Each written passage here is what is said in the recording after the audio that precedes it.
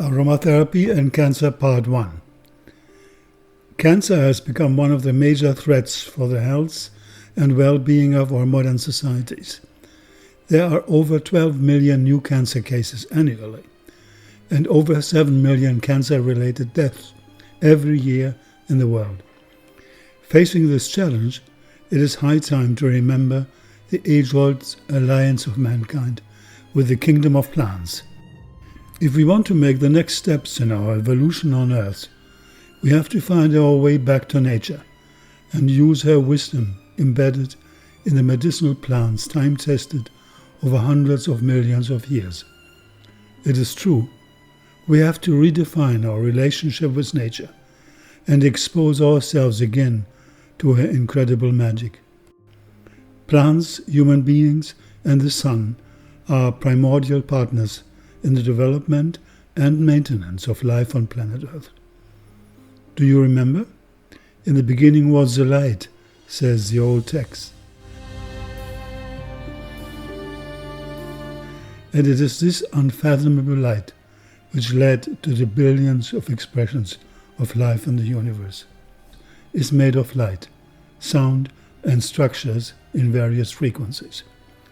Physicists studying subatomic particles know that when you look deeply enough into the heart of matter, you find the entire universe is made of vibration and light. What did Albert Einstein say? Concerning matter, we have been all wrong. What we have called matter is really energy, whose vibration has been lowered as to be perceptible to the senses. There is no matter. There is only light and sound. We are all living in an ocean of vibrating and fluctuating energy fields. Plant medicine of our ancestors throughout history has ever been connected to the subtle realms of nature, where healing was first of all an act of restoring and rebalancing the subtle energy and vitality in the human system. Essential oils are capable of realigning us with these elementary energy fields in nature, since they originate from a very subtle level of vegetal existence. They are the direct result of the communication, we can say, of the plant with the cosmic forces through what is called photosynthesis. Photosynthesis can only happen when the cosmic energy of the sun interacts with the plant's hidden molecular structure in order to give rise to the manifold compounds which structure the physical basis of all essential oils. Thanks to their chlorophyll, plants act like photonic power blocks, you can say, capturing the energy of the sun and transforming his light into biochemical energy. When disease and illness are present, they may manifest as chemical imbalances, but underlying this is an electromagnetic imbalance that has altered the specific vibrational frequencies of molecules, of cells, tissues and organs within the body. Properly retuning the body to its original frequency brings it into balance and restores its natural harmonic resonance. Illness either doesn't manifest or is resolved.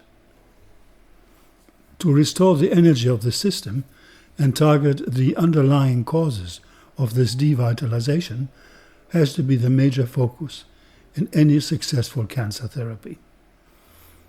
After decades of research on the causes of cancer, with dozens of approaches, some of them highly speculative, others highly allopathic, we have amazing evidence in the meantime that cancer is basically a problem of a depletion of our energy fields on the more subtle levels of the human system.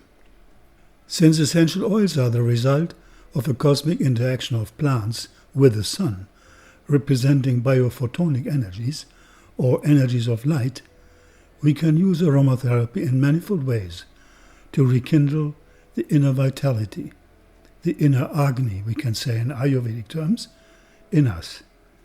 Let us not forget, each drop of essential oil is liquid energy of cosmic light. Each drop can nurture every cell in our body with 40,000 molecules of pure biophotonic energy. Let's rather say again with prana, or chi, the intelligent life force in the universe. Living molecules of volatile fragrance for enhancing vital energies in man. Plants are the great survivors in the game of hundreds of millions of years of evolution on Earth. And they develop thousands of tricks, or better to say, defense mechanisms to face the challenges of enemies of all kinds, such as animals, especially insects, fungi, bacteria, viruses, parasites, etc. Essential oils were and are one of their most successful weapons in their endless battles for survival. Why not use more of these time-tested strategies of the plant kingdom in our own survival theme on Earth? Do we really need millions of years to win our battle of evolution?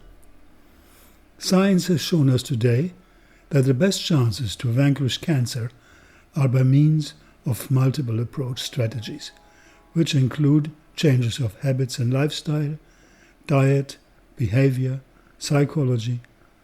On top of this, the use of medicinal plants and essential oils can be a major factor of success in a turnaround crisis triggered via a serious disease like cancer. A number of medical doctors and oncologists are convinced that most of the cancers appear during weeks and months following emotional shocks, such as the loss of a loved one, a major failure, some tragic happening, divorce, separation, some traumatic experience. Even retirement can be a trigger. In France, for example, hardly any family is not touched by cancer. 150,000 people die of cancer every year only in France. How many hidden emotional dramas are possibly the secret instigators of all this? The cancer pandemic, as we can call it, is a globally collective challenge to reprogram the disturbed human system on this planet. So we can say that cancer is linked to a kind of misprogramming of the human body, that our physiological cell organism reacts to some still hidden mechanism within us, which is connected to the human psyche, to our emotions, to our feelings, thoughts, which may be or not in tune, not coherent, not positive and harmonious enough to maintain our energies at a healthy level of frequencies. Let us not forget, we have to carefully choose our feelings and thoughts, as well as our environment, if we do not want them to become toxic. Or in other words, as the Buddha once said, holding on to anger is like drinking poison and expecting the other to die. What may be surprising for many is the fact that aromatherapy, with its numerous essential oils, is first of all olfactory therapy, meaning we can change our moods, thoughts, feelings within seconds when we smell or inhale a chosen essential oil. An experience here I had in India. The man was sitting with us during a lecture on essential oils in our South Indian Ayurveda Aromatherapy Center. We had some agarwood or oud oil pass around just to give everybody a whiff under the nose experience of this amazing oil. The man was sitting in the first row, and all of a sudden I saw him crying with a small bottle of oil under his nose. When we looked at him, he was as if a bit in trance.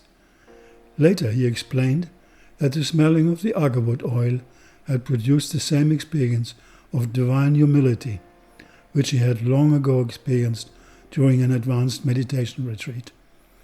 The oil made me weep for moments, he said. I also experienced an expansion of the heart for a number of hours. Without any doubt, essential oils are foremost emotional healers. Thanks to their subtle molecular structure, they can easily pass the blood-brain barrier and influence within seconds our limbic system, which is responsible for our emotions, our memories, pre- and subconscious impulses, etc. It is actually here, at the central switchboard of our psychophysiological energies, that a majority of disease-creating factors are assembled and put into action. With harmonizing olfactory inputs, we can have a direct influence on this hub of consciousness by balancing our traumas and the often chaotic impacts of our emotions and thoughts. For Chinese medicine, emotions are a subtle form of energy.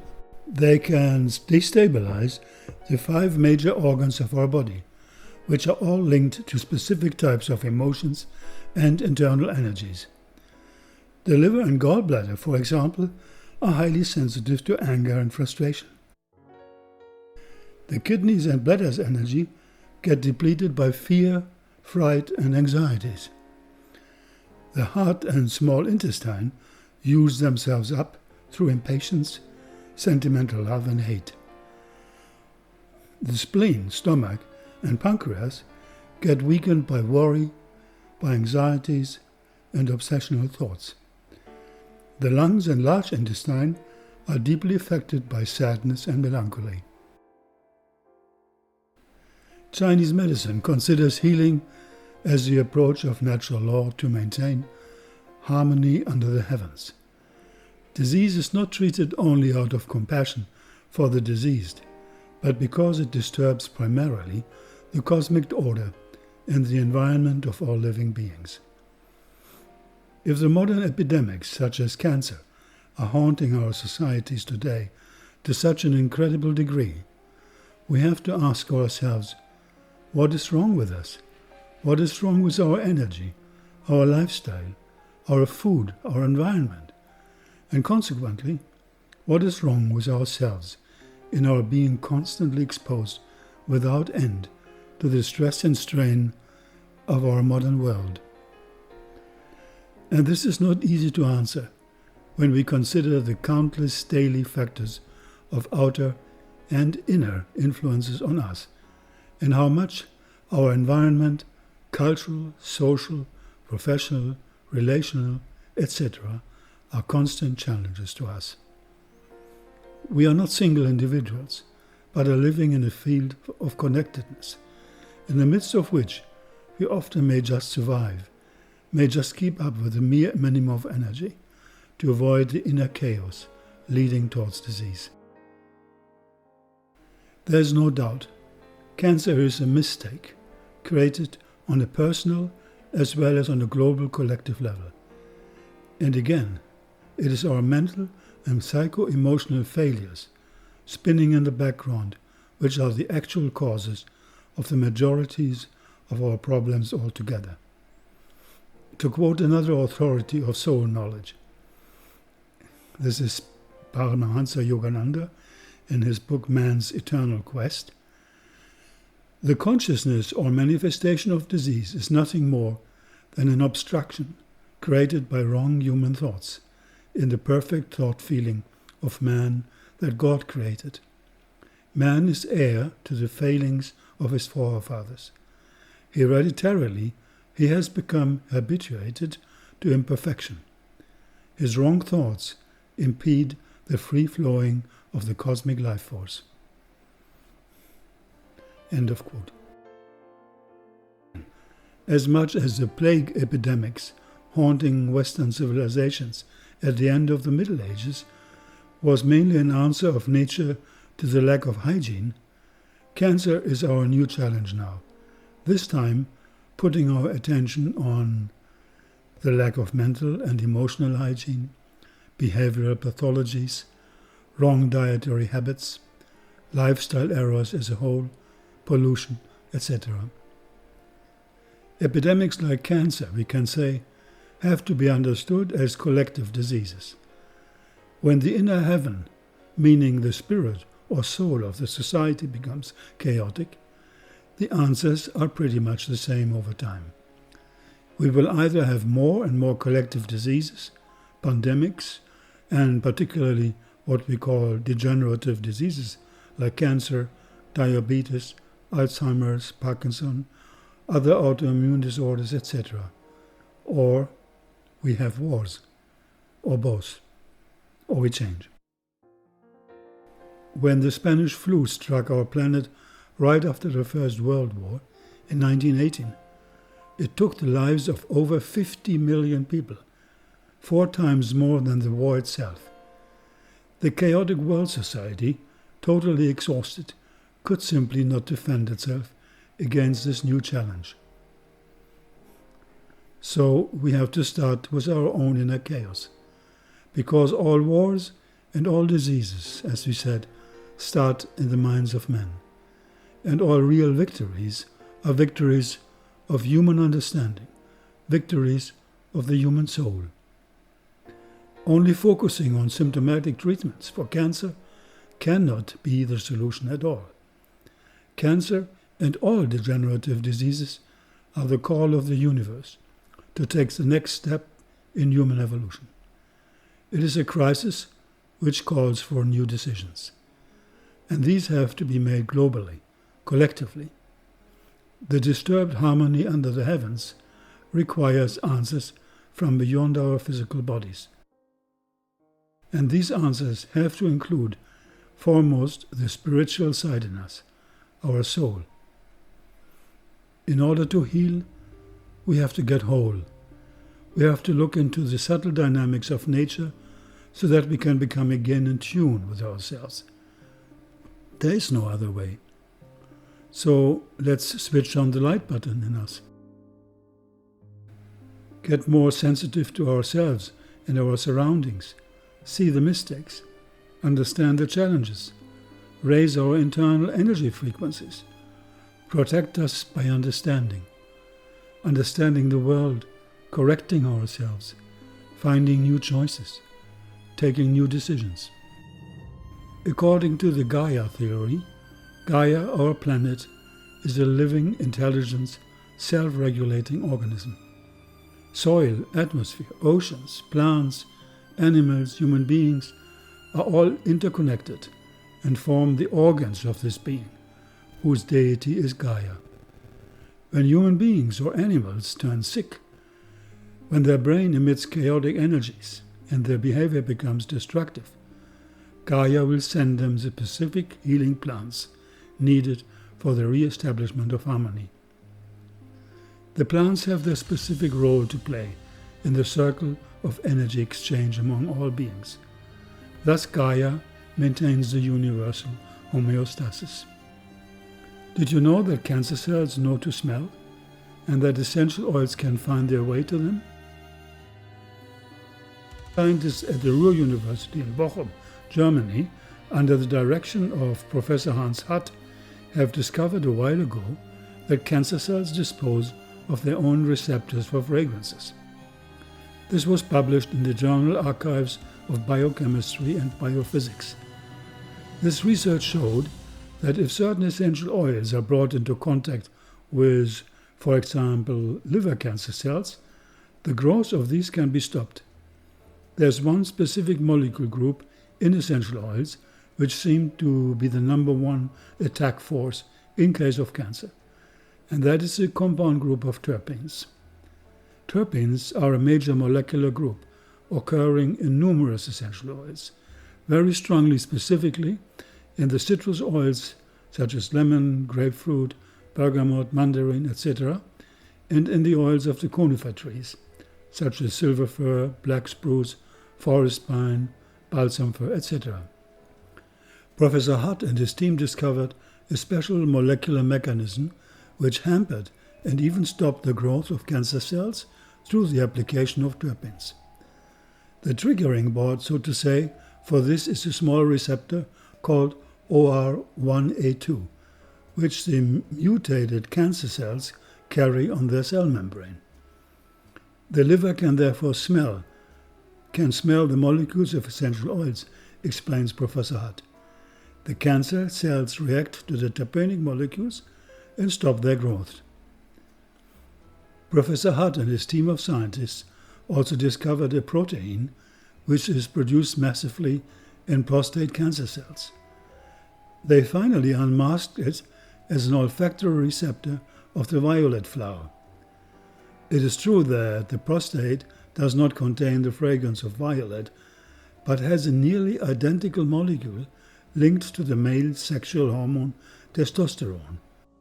This steroid hormone, Hutt found out, can activate the olfactive receptor and via a newly discovered pathway can signal the cancer cell to stop dividing itself.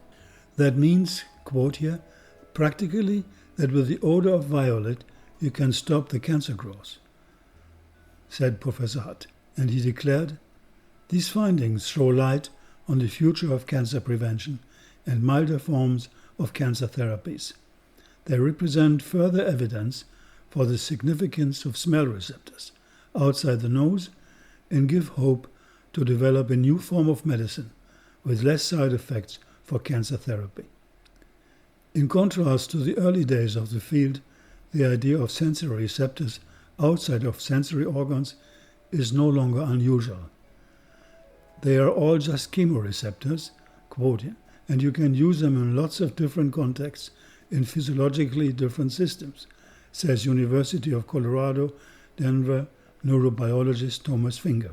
In 2012, Johns Hopkins University's Dr. Berkowitz had just moved to a lab space where the lights were activated by motion. One of his students began to observe a curious response in the blood vessels he had isolated for study. Whenever he walked in and the light turned on, the vessels exerted less pressure on the force transducer the researchers had attached to him in order to stream the data. The relaxation of blood vessels in response to light, called photorelaxation, had been described already 50 years earlier, but the underlying mechanism had never been fully elucidated. Berkowitz wondered if these effects were mediated by resident light-sensing pigments.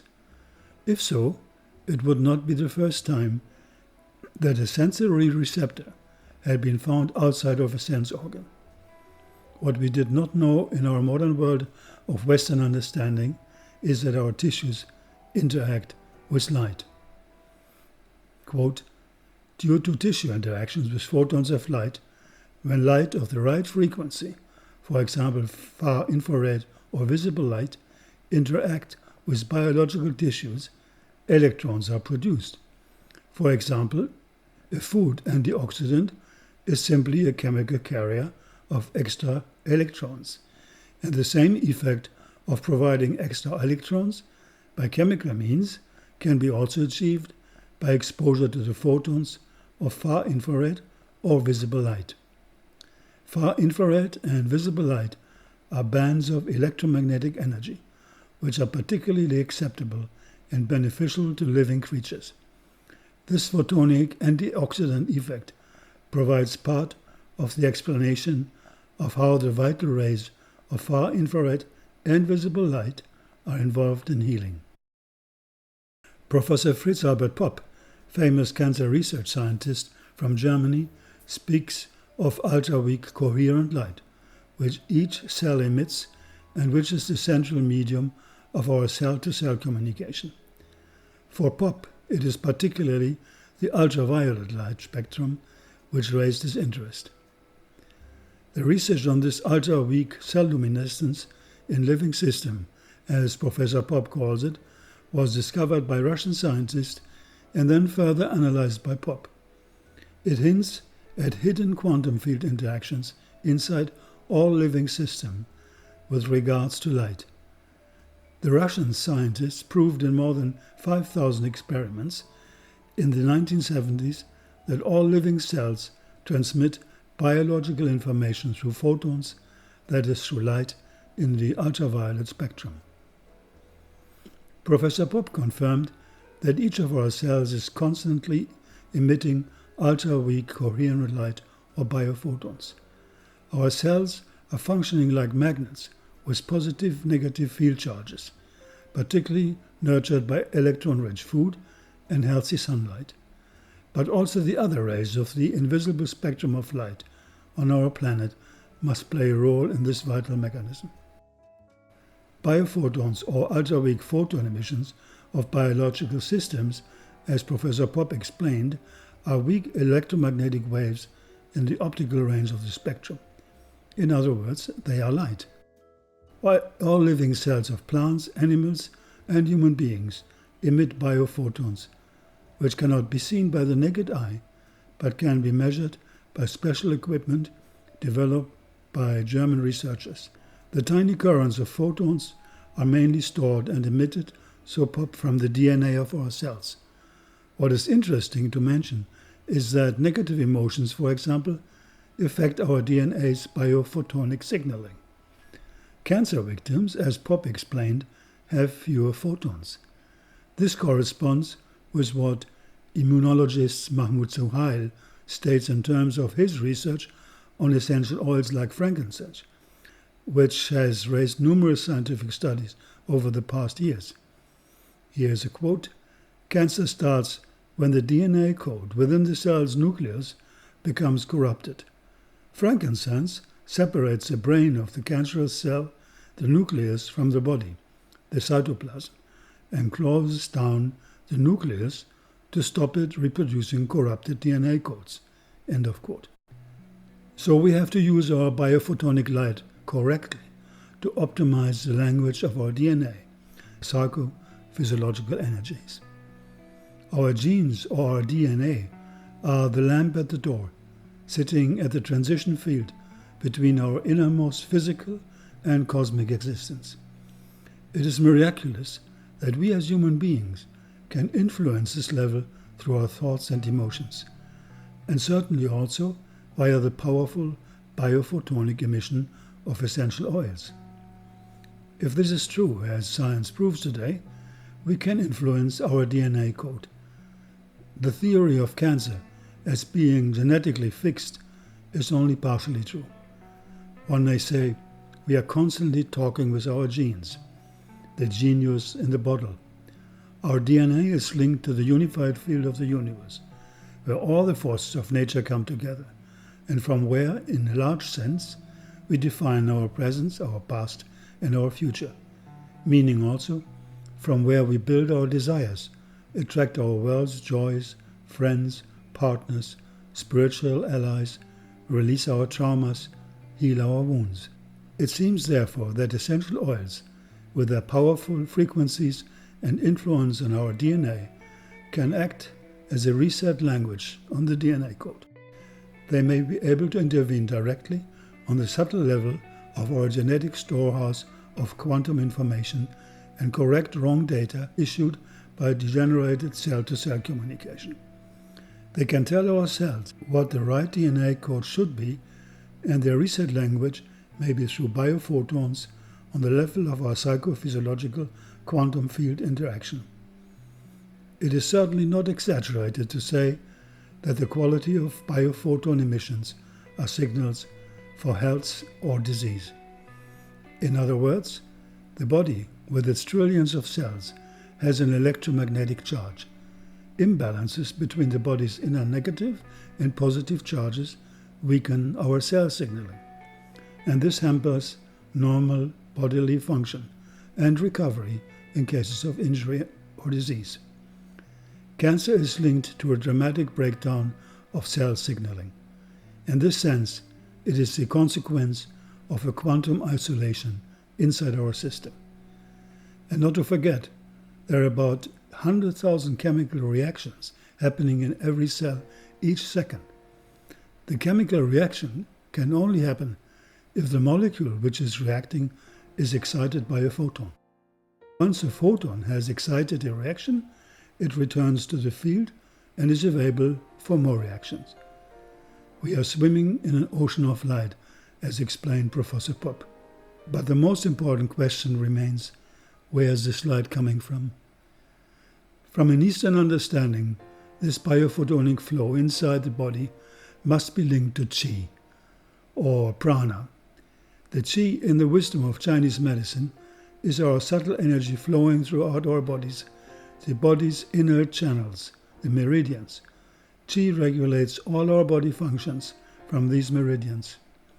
This energy flow is definitely related to the network of the organism's biophotonic field. The prana of Indian yoga and Ayurveda, flowing through the 72,000 nadis, or energy channels, is a similar regulating energy force that has the same basis in our coherent electromagnetic biofields or our cell radiation, via its flow in form of intelligent life force, as it is called in Ayurveda. Or as Sir Gopi Krishna says here, in the human body, prana creates a fine biochemical substance which works in the whole organism and is the main agent of activity in the nervous system and in the brain. This fine chemical substance is called soma and ojas, which, according to Ayurvedic medicine, are the result of a harmonious functioning of our brain, means our thoughts and emotions, and our digestive system, our gut brain, as we can say today. It is totally possible that our biophotonic emission can also be enhanced through deep meditation, where we are more in contact with our energy body and thereby increasing our frequencies of inner light. And it is without any doubt that next to ourselves, plants are our best allies for the process of biophotonic energy healing in any case of disease. Jim Oshman, author of the book Energy Medicine, speaks of medicinal plants as the energetic pharmacology and empathetic plant alchemy, and also as a neurological balance of floral and human energy. René Gattefossé, founder of modern aromatherapy, mentions an interesting aspect of essential oils when he says, essential oils play a role in the mechanisms of defense due to accumulated vital energy. Today, like in old times, here's quote, we can call volatile substances vital substances. Volatility and fragrance are signals of considerable physiological activity and energy. End of quote. I would call it medicine between heaven and earth, because smelling is linked to the earth element, the first element, and volatility, Sanskrit akasha, is linked to space, the fifth element. So we have the perfect polarity for healing. So let's look a little bit further into these amazing substances, which are essential oils. Seen from the plant, essential oils play the same role in plants as hormones do in animals. They have a sexual and energetic function to maintain the species, and they also stimulate tissue growth, serve as energy reserves for the plant. They are field communicators for other plants, insects, and other animals, and they protect the plant against viruses, bacteria, fungi, pests, etc., as we have seen. And they have so many multiple healing capacities, not only for the plant, but for every animal and human beings, and they maintain many other functions. And for the human species, they are, we can call it, elixirs of life. Barbara Ann Brennan, author of the famous book Hands of Light, A Guide to Healing Through the Human Energy Field, writes, quote, our physical body exists within a larger body, a human energy field or aura, which is a vehicle through which we create our experience of reality, including health and illness. It is through this energy field that we have the power to heal ourselves. Quote end. And this larger body, or human auric field, is connected to our biophotonic emission, which we can enhance, as we saw, through the use of essential oils. A light auric massage, for example, with a few drops of sandalwood oil, an aromatic massage after a tiring day with a powerful blend of citrus oils and a sweet almond oil, or just a whiff of jasmine or champaka to forget our stress and strain of the day. Aromatic olfaction is biophotonic brain enhancement. It is central nervous system revitalization. Inside the brain, I say it again, is the whole universe of light and healing. And again, we know it. Light is present in healthy plants and their oils. And photosynthesis is a major agent of light into life transformation. When we eat plant food, It must be that we take up the photons and store them. This is the same mechanism with essential oils. Professor Popp observed high coherent biophotonic radiation with numerous essential oils we had once sent to him for analysis. We can say that through exposure to light, healthy lifestyle, and through absorption of healthy, sun-fed plant food, particularly green food and plant medicine, this biophotonic network is strengthened as the most vital part of our system. It is without any doubt that the biophotonic coherent light emission of the human cell system is enhanced through the inherent solar power radiation of essential oils.